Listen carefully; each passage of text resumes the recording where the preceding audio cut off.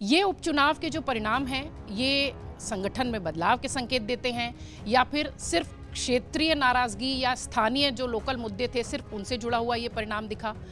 क्या कहानी उपचुनाव की है, इसी पर विस्तार से विश्लेषण करेंगे। बांकीपुर उपचुनाव के जरिए प्रशांत किशोर का जो रिवाइवल हुआ है, मैं रिवाइवल इसलिए कह रहा हूँ कि विधानसभा के चुनाव में प्रशांत किशोर बिल्कुल बुरी तरह से फ्लॉप हो गए थे। 4% वोट उनको मिला था और एक भी सीट नहीं मिली थी, और बांकीपुर में भी उनका नतीजा देख लीजिए कितने वोट थे उनकी पार्टी के। लेकिन इस बार एक तो बीजेपी कैंडिडेट से नाराजगी, और दूसरा उनको लोगों को लगा कि इन मुद्दों पर वोट अगर करेंगे तो हो सकता है एक नया विकल्प बने बिहार में। प्रशांत किशोर की जिस तरह की जीत सामने आई है, ये बीजेपी के लिए बहुत अलार्मिंग होगा। अलार्मिंग इसलिए होगा कि आप जो चीज़ सोच रहे हैं वो नहीं, जनता के मन में क्या है आपको लास्ट मिनट तक पता ही नहीं चल रहा है। देखिए, सम्राट चौधरी बहुत कमज़ोर कड़ी है भारतीय जनता पार्टी, और उनको पता है कि यदि सम्राट चौधरी पर वार करेंगे तो हमें उसकी सिंपैथी मिलेगी। प्रशांत किशोर जी इसीलिए सम्राट पे वार कर रहे हैं। भारतीय जनता पार्टी के प्रति लोगों का एक रुख जो है वो बदल जा रहा है, और अब उनको लग रहा है कि नहीं, अब बहुत हो चुका है।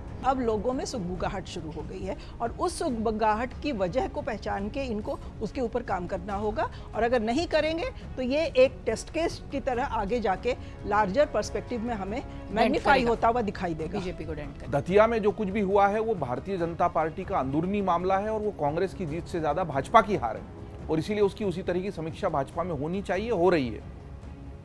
अगर भारतीय जनता पार्टी इसको कि ठीक है वो तो कांग्रेस की ही सीट थी और अब क्या हो गया, हार गए तो हार गए मानकर आगे चलेगी, तो भारतीय जनता पार्टी नहीं बचेगी।